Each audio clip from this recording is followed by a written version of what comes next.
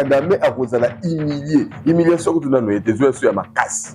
Alors voilà que Kagame oyo bayokani na ensemble ba Rwandais tout belé au bazara en États-Unis bazara na Kenya na Nairobi ba marché ba lobo Tshisekedi Dilongo na ebité ba Rwandais Tshisekedi a président mais ko bossa le marshal pour le pouvoir. Oh Mokozambo asali mabe ata moko asali makambo nyonso na polele contrairement na baoyo bakende ko négocier na mulili pona bakata mboka na biso biteni bazwa batu baloba ke non biso toza ko occuper parti ya mboka Congo pour to installer ba immigré oyo bino bolinga makambo bongo bombete la maboko makasi alaki wana po. Mbote chers internautes, mbote ba congolais, surtout vous avez la bonne qualité d'abord, bolingo ya Congo, na ya ba congolais, ndelo eza mutuya parce que niveau na zomo na makambenge zoyela, ba congolais ceux qui te fungoli misute mingi. Lokola tokolito na ignorance, bana tozo bokola. Ba yebi ba origine ba bien te ba yebi ba mboka na ba te ba yebi ba territoire te ba village te ba secteur te bana na biso toza robota. Lobi un jour, tu as été bango, la bango davantage. Alors, il faut tout faire la mise sur bande konanga ba congolais et surtout na période oyo nzambe ya likolo azana ngambu na biso. Soki to lâché. Ah, na ebité. Voilà pourquoi on a recommandé à ba tebele que olomi pesa mutu pasi pona makamboka senga na nzambe lo moko accorder yo aux ala ne fils que vivant pour mimonela.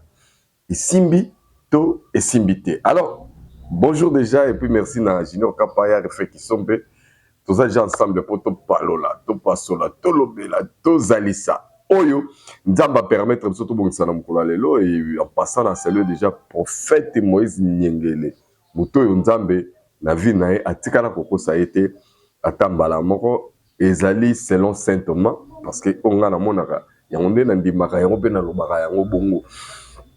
Merci d'abord na la grande communauté congolaise au bazana États-Unis, bazali na Canada, bazali na Europe, puis partout dans le monde, bozali tellement belé, bozaro ça la fierté ya bande konabino, ba congolais surtout botika na mboka o bozara na souci que lobina bango est la meilleure et puis bango pe na tourna bango à un moment donné de la vie base de conscience pour na ça marambo.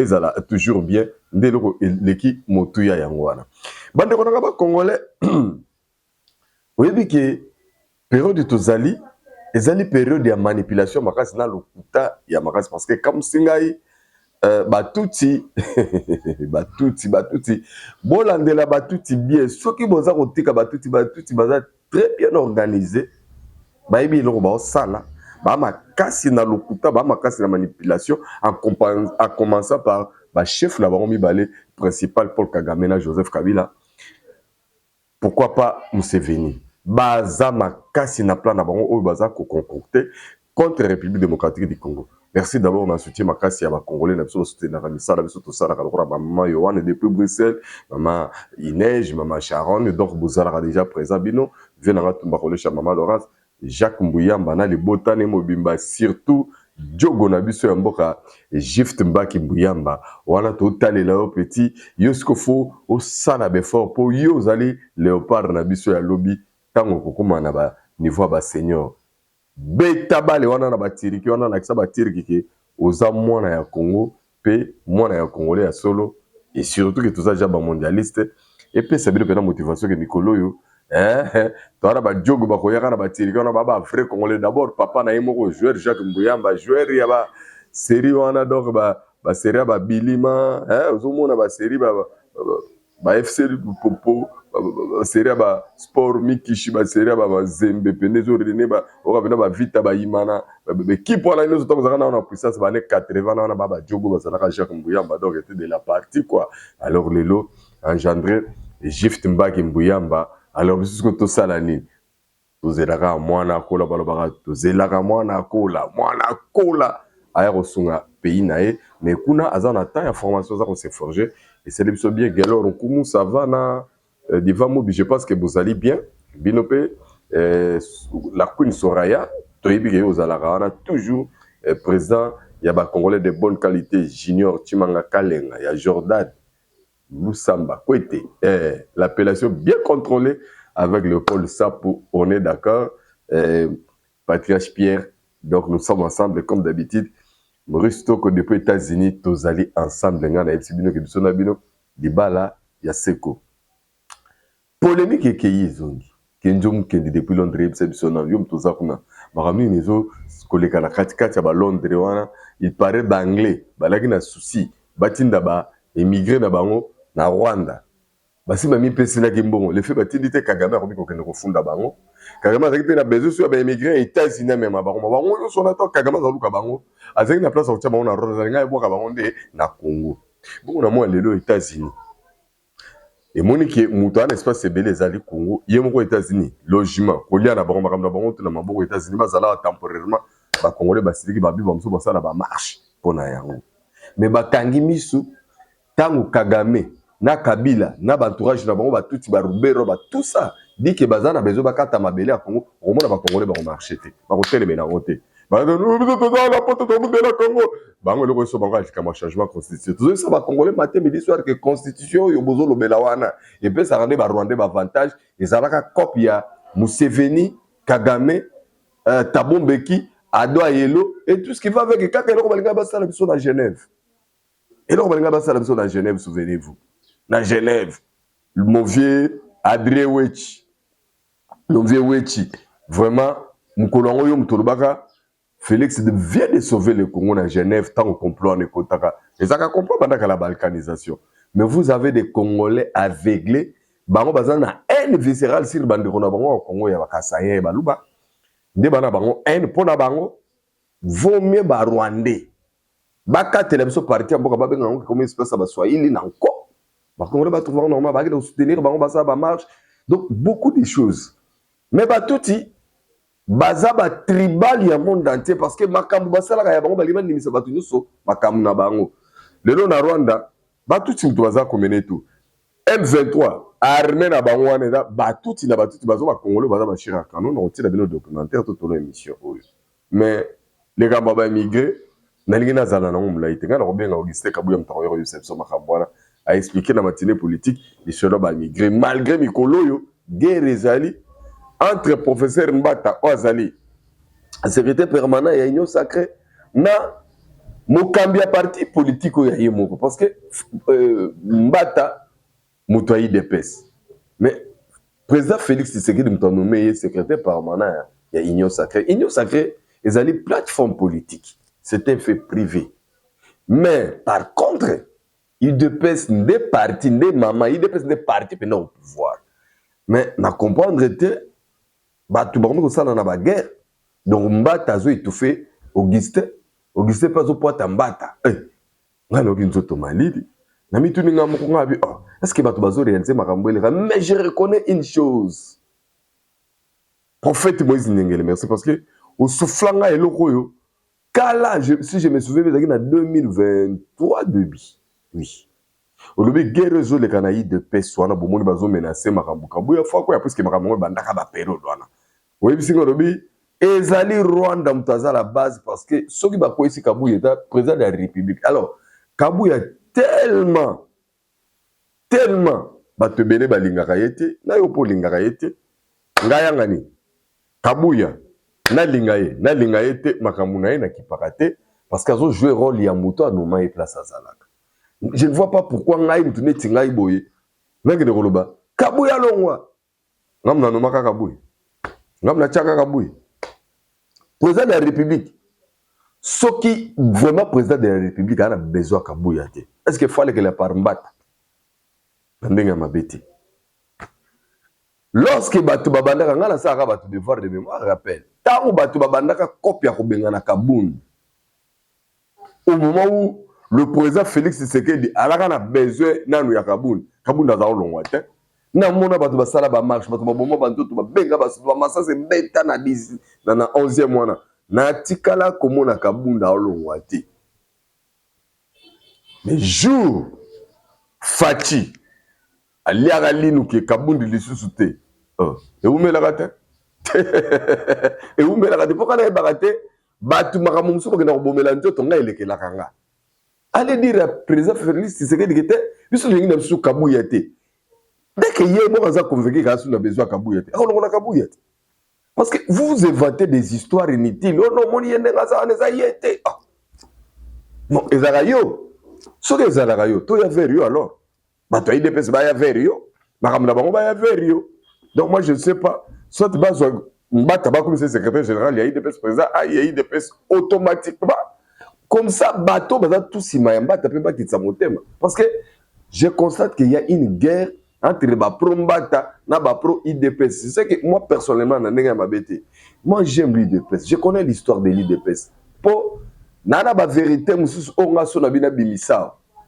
Au Kobanda depuis pour Kabakabouya, il n'était pas là. Quand moi, j'ai commencé à être curieux sur ma IDPS, dans le sens vraiment, il y a un parti politique qui n'a fonctionné. C'était vers les années 91. Témoin. Il est mon témoin. L'adresse est là. Avenue Kabama, numéro 32, quartier de Massina, na Pessi, année 91. Si vous avez tout le IDPS, et IDPS sa série, on a bêti le solo ya année 91. Ezala jamais IDPS ya ba petit leader na kati bazo manipuler ba combattant. C'était pas comme ça comme aujourd'hui. Aujourd'hui vous avez des gens qui ont des associations privées. Bara ba biro bango privé, bazara batula bango privé et ce sont eux qui sont à la base. Ce sont eux qui sont à la base, il y a qu'on manipuler kotia désordre na IDPS. Ça fait très mal. Et lelo batebele babundi bitumba ya IDPS. Mais bazomona bato bazalaka benimi na bango bazaka kobundisa bango ko coincer bango ko tia bango mal à l'aise. Bango moto bazolia na basani ya pouvoir à IDPS koleka bato à IDPS. Là vous ne voyez pas. Maintenant, moi je me suis toujours posé la question. Est-ce que bato à IDPS c'est belé na pouvoir eux ba se retrouver te cause ezalaka kabuya question kanga na tunya ngona parce que à l'époque on nous parlait de Kaboun. Kaboun dans la race na IDPS te. Lelo koma Kabuya, vous êtes sûr que ce que Kabuya a longé la tour na ye, bato IDPS to so bazobonga, bazozo ba fonction bazozo misala. Nga ile ngona boya ndande kuyaka kokosa kabatu. Moi je ne supporte pas le mensonge personnellement. Ceux qui me connaissent, bah que depuis la nuit des temps, la sala ba émission ma casse à ma solo IDPS. Mais j'ai vu beaucoup de communicateurs, quand IDPS c'est comme un pouvoir, ils la récompenser. Na ba façon tout. Ce que bazar récompenser pas bato IDPS te. Bato yo ba combattre IDPS ba pesa bango ba mbongo. Ba ko bokela bato IDPS musu ba mabanga, ba ko vilipande, ko dénigrer, ko rabaisser. On connaît le système. Tout marche moyennant le billet vert. C'est ça le mal. Mais biso bato to ila idéal. Na ça bato belé que biso to bato to lobaki ke nzambe merci. Toujours ça là, histoire ya Salomon. Oyo, ajija ki basimi bale bazaki ko la mwana bébé. Nga na yebi pouvoir eza ya IDPS. Et IDPS eza na pouvoir. IDPS eza parti ya masse. Objectif basale la IDPS eza IDPS c'est conquérir le pouvoir. IDPS c'est comment osale la peuple congolais bien que nan basale le peuple congolais à 100%. Les loba parents bana na bango batanga classe au félé l'école primaire. Ba ba IDPS tous les parents. Lelo ba maman ba botaka ofele na ba maternité bazaka ba maman IDPS ba peuple congolais. C'était ça mon souhait à moi. Ndenge ba ko tonga ba université, ndenge ba ko tonga ba nzela, ndenge ba ko tonga ba centre de santé, ba école, ceux qui vont fréquenter là-bas tinda ndenge ba tongi zando boye. Et vous allez ba IDPS c'est ça on a nazaki ko linga pona IDPS. Ndenge dollar ekita boye, stabilité, ya cadre macroéconomique. Et ça l'avantage ya peuple nyonso. Donc, c'était ça l'idéal où on a eu la IDPS. La IDPS, c'est pour batou, ba Congolais, ba conditions de vie na bango et s'améliorer. Mais malheureusement, les lois batubeli ba transformer. Donc, il y a un monde qui va renommer la place et le roi liboso a la iba. Alingi ne bola ma ba Congolais te, alingi pe bola ma Congo te. Beaucoup qui parlent, ba comme le ba Kabila na nanga. Ole ba salela, ba lobela Congo na ba Congolais, ba lobela ba makambo na bango privé. Kabila a savoir que non, na bomba ba Congolais pour nga ba botolinga ba avantage nga ba privilège nga. Accord na signé que c'est que batu na bomba na Congo tant na ko diriger. Accord landela nga ité. Mbongo tout la détruire ko landela nga ité. Donc la BBC accord na yango na lila créer mboka mususu na est kuna. Nanga ya bomba ba Congolais pour ba botola e Karimini. Na mitu naka bentera ba Congolais na kati ya masolo na nyonso ezali wapi. Ça je ne sais pas. Bilo veut répondre ngai. Bino ba Congolais. La peste non ba to yi de peste yo sur le monde entier ba mbote bi place ba Hollande biso. Ba vrai ba to yi de peste ba yele idéal. To boyi ba opportuniste. To boyi ba kolo oza olo boza membre yi de peste. Mais yo mo za jana petit parti no privé so créer na mopanzi o ganga kana kombo yi de peste. O so créer plateforme no mo boyi. O sangsaka ba na kombo no yo mo konde na cadre ya intérêt no personnel mo ganga kana kombo yi de peste. Na yango lingi muto azo diriger de peste ba ko isaye bacha yo poye ba kozwa batu no privé o tia bango na ba misala. Ça aussi c'est la vérité. Hein? Ça aussi c'est la vérité. Donc il faut tous à la série. J'avais expliqué au cours d'une émission Kala Loba, IDPS a un pouvoir actuellement. Mais il a un pouvoir totalitaire. IDPS parce que pouvoir IDPS a gagné qui a une coalition. Et la coalition IDPS a se servir personnellement d'abord dans la partie à masse.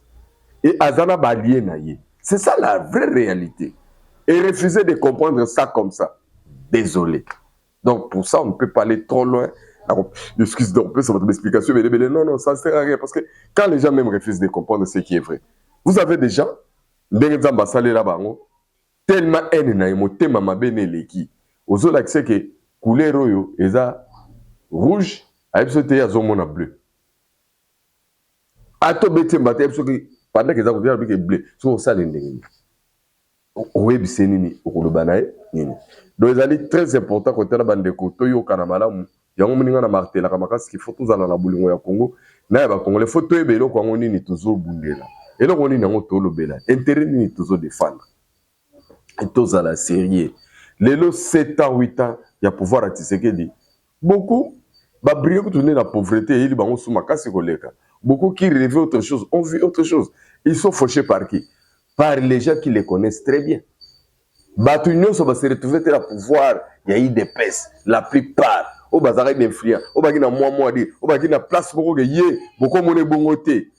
Qui les a découragés? Et ça, bande connaît mon propre yaï de peste, au baye qui est bien, moutuba, empêcher, finir, lingaïté. Parce que bande qu'on a besoin de yaï de peste. Mingi temps basu ba fonction dès le premier mandat, ba camarade na bango comme qui bansier bato a PPRD, INC, MSND ba koma ba pire bango ne ba koma privilégié ba ko kabona na bango ba avantage ba masolo. So ozam to ide peso e ba ko combattre ba mono jeune musika ba kangelo porte, musu ba peso ko cité wana ya te wana ko tade bona bona bote. Et bato to approcha wana.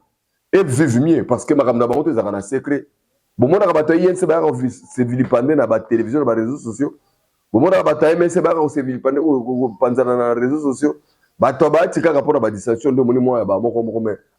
ils mangent calmement, ils vivent calmement. Parce que baby, bateau ba bundela bord mais ba moni bango ba yuma bord yango ya bango yango ba ba ko gérer ngo biso mo to gérer bango siko biso mo to mo gérer ngo to kanga bango to lia bango. Combien de ba ministère ko ba longoli longoli bataille des presses na ba biseka ba salaki. Combien na ba ba DG na ba entreprise ba ministre à portefeuille ba ke longola bango ba soutenir bango ba bataille. Pourquoi ba za bataille des presses? On connaît le système. Et ceux qui ne comprennent rien vont comprendre demain. Je refuse catégoriquement que je suis clair et net. Ce qui Félix Tshisekedi Lelo Azali na pouvoir. 1. Les force d'abord, il y a IDPS parti. 2. Les force à balier. Mais na IDPS comme parti politique. Na ba allié. Ensemble, du président, c'était d'abord la volonté du peuple congolais. Peuple congolais n'a commis cette du président. Peuple congolais n'a commis cette du président. Bataille de paix, c'est ça 20 millions. Balier Tshisekedi, ça 20 millions. Non. D'abord, le peuple. Et refuser ça.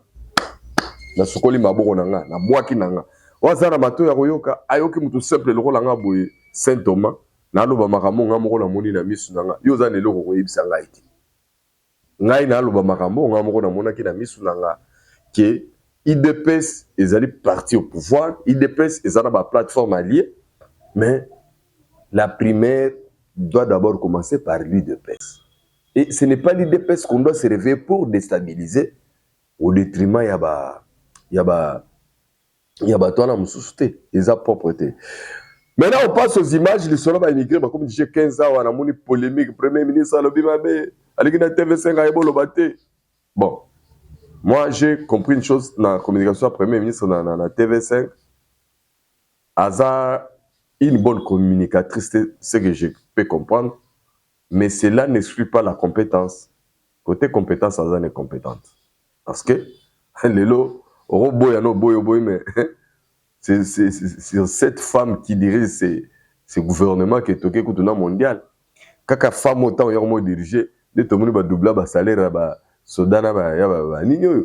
quand cette femme dirige, les gens vont belé changer dans le Congo.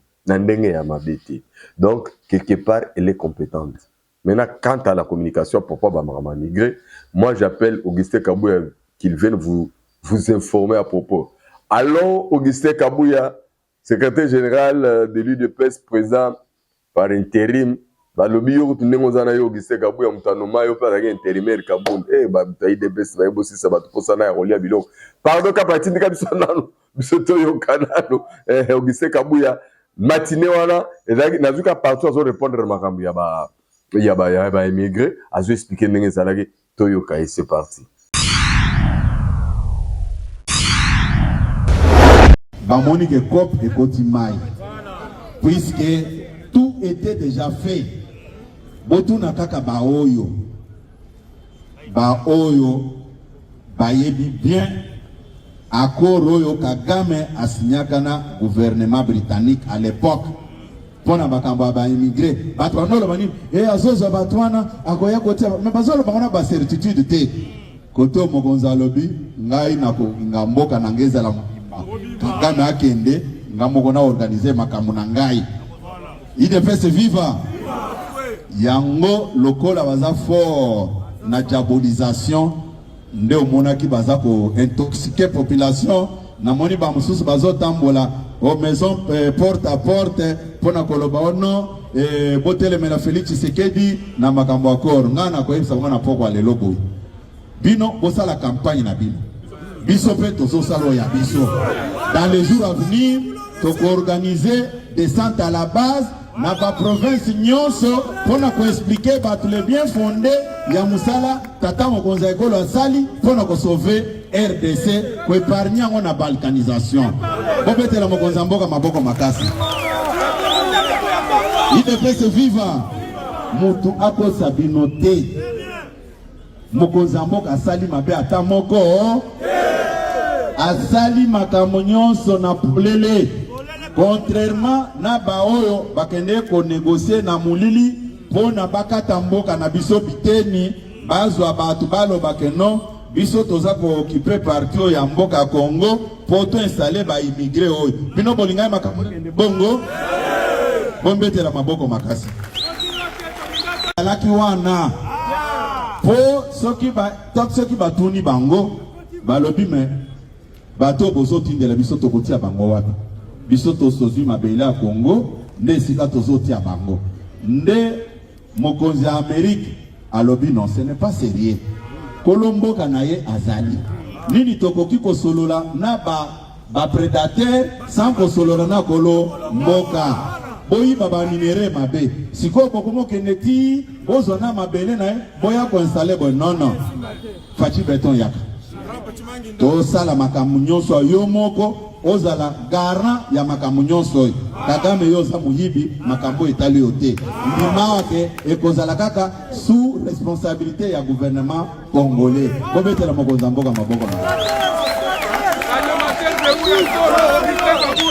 Est-ce que likambo mabe oyo mokonza mboka sali ezali wana na yoki batatonnement o batu bazako oh non voilà non ce qui oyebite tuna bayebisa yo le président de la République a déjoué un grand coup bozola nangai a déjoué bango na complot munene o balinga ko ça ne sert à rien. Méfiez-vous de tous les gens qui parlent avec leur petit diplôme là kaka pona ko yiba pona ko kosa ba. IDPS viva. Bombete la maboko makasi.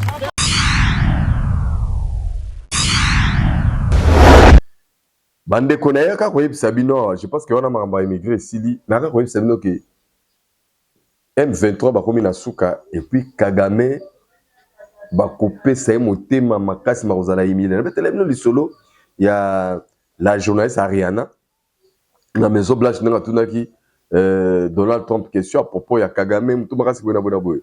Mais bato bozaka na Twitter bomoni Kagame ba oti kopi mele visa États-Unis nga kende Texas na Caroline du Nord ba boye les visa. Ça ce n'est que le début parce que moni ba ya za no avant s'en foutait la sanction mais sans s'en foutait la sanction. Boudepe ko kende mboka bato ba peso ba sanction parce que moni ngo za humilier. Est-ce que bato se souvenir tanga la banza ko ba humiliation à Kagame?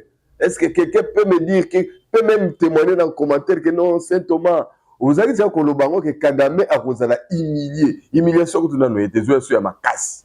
Alors voilà que Kagame oyo bayo kanina ensemble ba Rwandais tout ibelé au bazara en États-Unis bazara na Kenya na Nairobi ba marché ba lobo Tshisekedi Longwa na ebité ba Rwandais Tshisekedi a président mais pour ça les marshal on a pouvoir oh oui que ba Rwandais ba tout yo ba courager et bobangi singai sikoyo nazo tshela bino nanu masolo na moni ya ba changement constitution na Château Rouge ba mama Château Rouge ba koti masolo constitution et ça nga mo nzoto malili meno ki bien parce que potoana donc il marche peu contre commis au samedi yo ba combattant ba zo faut ba marcher contre régime on a pour ba immigré on va ventiler mais bino pe ba immigré na ba pays ba ba Congolais en tout cas mkoloto ko maini ils allaient bien to défendre ceux qui ba Congolais ba bantu to ki maile mbele to bundela ndeti Tshisekedi tozana sima Tshisekedi par rapport à cop ba tout complot legi makasi mais ba te beli ba comprendre bon kapa tindika na to mona ba mama bolobini ni pour la constitution échanger ba mama Château Rouge ndena to ninde bino ba mama Château Rouge web sakana bomoni pour na masolo constitution to changer to modifier c'est parti. Maman Château Rouge, tu changer constitution.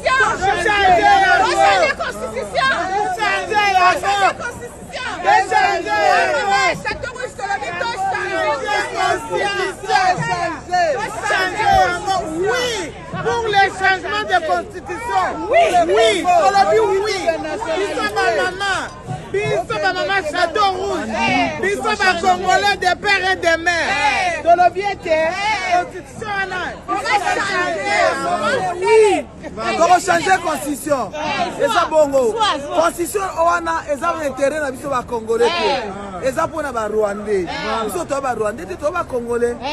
To éco changement. Un point bas. Maman Mundele, olobini. Parce que lobby kandeli ya lobby.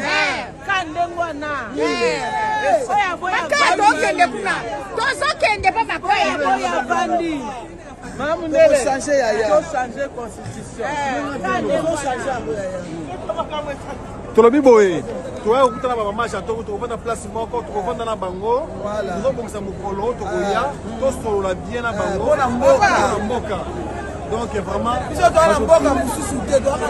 Tozaka mboka moko, il faut to changer constitution wana. Tozaka mboka moko, il faut to changer. Bon maman mata bo kita to changer. Intérêt na bisote, intérêt à mututé, intérêt à Rwanda pour Rwanda mutayaki na makambo na Maman rendez-vous ezali moko.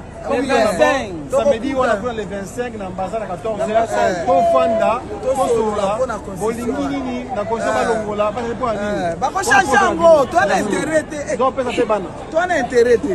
Donc changer constitution.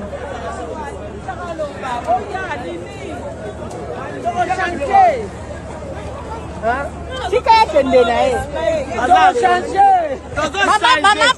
Maman présidente Château Rouge. Maman Lili Makaya. Olobinini. To changer changer. Malili simbaka. Na makambo papa azosala. To changer tes poignées. To changer. Maman na château rouge donc c'est bon. Maman voyez bien. C'est bon. Nili makaya. Changer. Tozo ya boko misa mokolo. To vanda bino poser to sur la bien. Pour to changer en haut. Boko misa mokolo. To za numéro comme ça to sur la bien maman. D'accord. Merci. Azana biso base. Maman c'est Bandimi yango. Merci.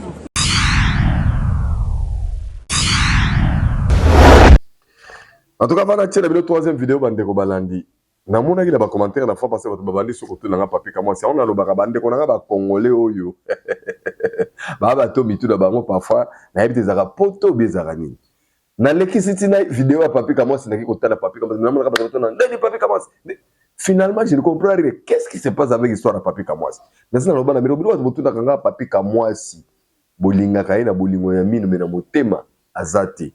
Donc la kangi na nga parenthèse à propos ya Kamwasi et puis maître fils depuis Kitambo base Nyamakor. Voilà, la pression bote maître fils. Donc sécurité l'en a eu vu karata to zakana ba papa Albert Mayoka. Naba ingénieur, naba papa Ilous, papa la Bernie, c'est ça la rabi so bien à base on attend au Vandara. Il y a autre pression bote belle place vous allez mettre fils et c'est bien bien. Alors Batouti Oyo, il y a ba Rwandais ba sala qui marche dans Washington. Un Congolais, c'est un Burundais Congolais. À lui seul savoir étouffer manipulation, nous sommes savoir que non. Congo est un Rwandais. Congo est un Congolais. Abi aza Burundi. Quand partir d'absolument extrait il y a marche on a tout dans Washington mais voix ezobimana ezala un Burundi oyo a gagné mungongo makasi et panzani mamu étouffé parce que on a pris les Rwandais basimba ba drapeau à Congo ba ke de marcher pour na ba tout alors bande ko na ngai ba Congolais botala ngai to yokana bien na ça répéter le kambo na émission na biso avant année 95 Bokoki kotuna batu nyoso babima Congo kala on n'a jamais eu tribu moko na Congo kombo nango Banyamulenge ezalaka te. Banyamulenge ezali inventé à partir ya Afdel. Quand bien même que muto apesaka kombo ya Banyamulenge ezali papa ya l'actuel ministre d'Abisso ya aménagement du territoire. Gisaro o tata na ye muto apesaka bon lokola toyaka ba réfugié na mboka bato bayamba biso isika ko vendre zate to bataba na biso simaya ngomba oyo mulenge yango lomoni Banyamulenge na bisaka ba Congolais belé poebake Banyamulenge ezali tribute na Congo tuna bango balobaka munoko nini parce que biso awa na Congo ba tribu nyoso langue ezolanda kombo ya tribu. Mais au côté de Banyamulenge, balobaka Kinyamulenge te balobaka Kinyarwanda. Or Kinyarwanda eza langue moko ethnique te. Na yebisi bino ka vérité. Bango bazalaka ba réfugié bayaka nde na mboka na biso. Mais botali lelo ba réfugié nde babalukeli biso. Ba réfugié bakomi bayange bakomi ko bengana ko bomba biso ba Congolais. Et vous imaginez génocide wana la rappelaka ya Rwanda salaka ka 800 000 morts. Mais biso lelo ba bomiso plus de 20 millions. Mais batu tu wana bana courage ya makasi ba marché ba yebisa batu na monde ke ba bengana nde Tshisekedi pona bango ka batu bazolo songe bango ba tribal ya makasi balinga ka ba utu te balingi ba komisa ba utu bazala nde ba Congolais na mboka ya Congo et pourtant ba utu pe ba Rwandais balingi ba utu bazonga Rwanda te balingi ba utu ba kangama po ba kangisa mboka na bango ba Congolais kapa ya tindika ngo ba mona batu tyango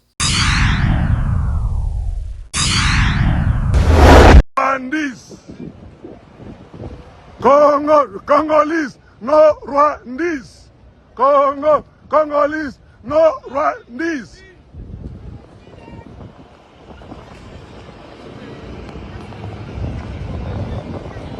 For Congolese people, I'm from Burundi. Leave Congolese people to our land. Congolese to Congo, no Rwandese. Congo to Congolese, I'm Burundi. Congo to Congolese, no Rwandese. What do you say? You're gonna go to jail, come to me, come. You go to jail, come. Come. Congo for Congolese, no Rwandese. Yes. Congo for Congolese, no Rwandese. Gote Kagame. Gote Kagame. Congo to Congolese. Congo to Congolese. Congo to Congolese, no Rwandese. They are killing people in Congo, these people. They are killing Congolese. Congo to Congo. Congo to Congo. Tshisekedi is the best president. We love him. We love him. We love him. We love him.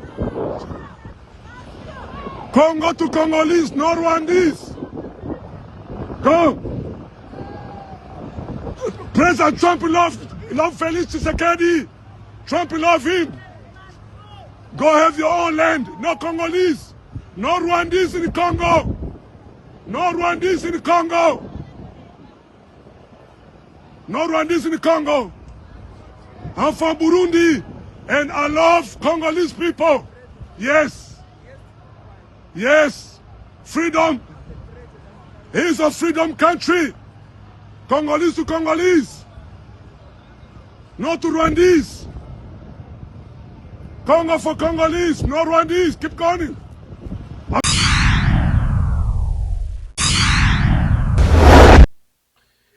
Alors, tana zoro ba makambo na ba tuti lelo na elinde bango parce que na moni balingi ba kosa mokili makasi ndeko nanga congolais yebaka ke banya mulenge baza banya Rwanda bayaka na Congo comme ba réfugiés baza batu na biso souchité, ce ne sont pas des bantous et nous font du mal chaque jour et ya moni nazo la kisabino ke ba bantu o va servir AFM 23 bazali ba cher akano bayana po ba bomande bango bango batuti bazala épargner maintenant on peut comprendre que état lié pour preuve botala mini documentaire yo basali yango uniquement pour na kolakisa bino complot idée tout ce qui va avec pour na batuti donc tout congolais bantu on va ko salier na bango ba ke yenda ozala sacrifier un jour parce que bango bis na bango objectif c'est ça moko donc ko diminuer bino tina ba village ko bomba bino ko sala remplacement ya bande ko na bango batuti tina ba village na tina ba mboka na mike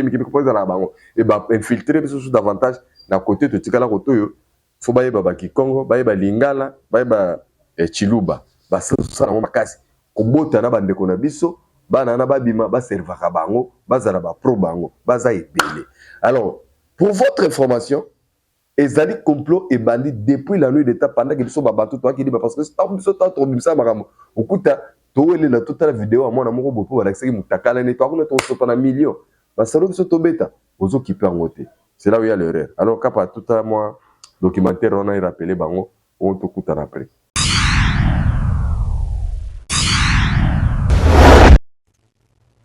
L'illusion de la rébellion nationale. Citoyens, ne nous y trompons plus. Derrière le discours du M23 prétendant défendre les intérêts congolais se cache une réalité brutale.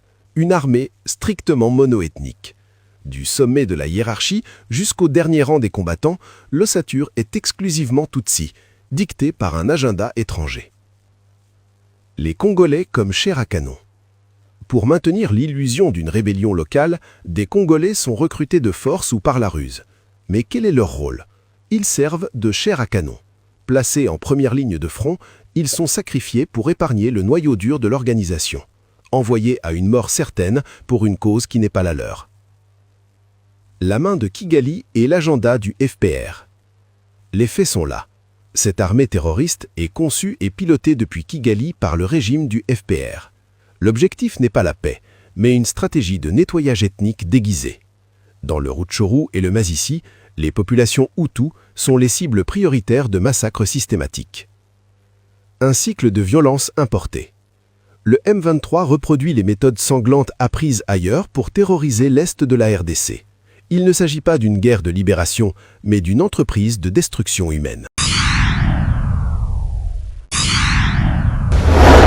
Merci à toi. Bon, vouloir regarder le dans la moulaï parce que matière est agipé belé et actualité ça domine toujours na suprématie à RDC n'enzo lingi bima vena superpuissance et puis na lingi na tout na prophète ibsanga libela na royeb sabino poso samité tout bino mo bébé auto ça là match na biso na Portugal banani va ko gagner avant match beta mangana ko pesa bino score soki to ko pola avant match beta mangana ko pesa bino déjà pour préparer mental na bino ga to poli pena contre Portugal surtout gagner ngana pesa bino à l'avance. Merci beaucoup ne vous avez belé pour Rolanda biso, merci d'abord Nani Colette moi ça pembe le parfait de bonne odeur. Merci na Gift Mbaki Mbuyamba ya Jacques Mbuyamba depuis Chypre puis Turquie. Bon l'andi biso ça biso bien. Merci na Junior Kapaya, merci na Rifé qui sont merci.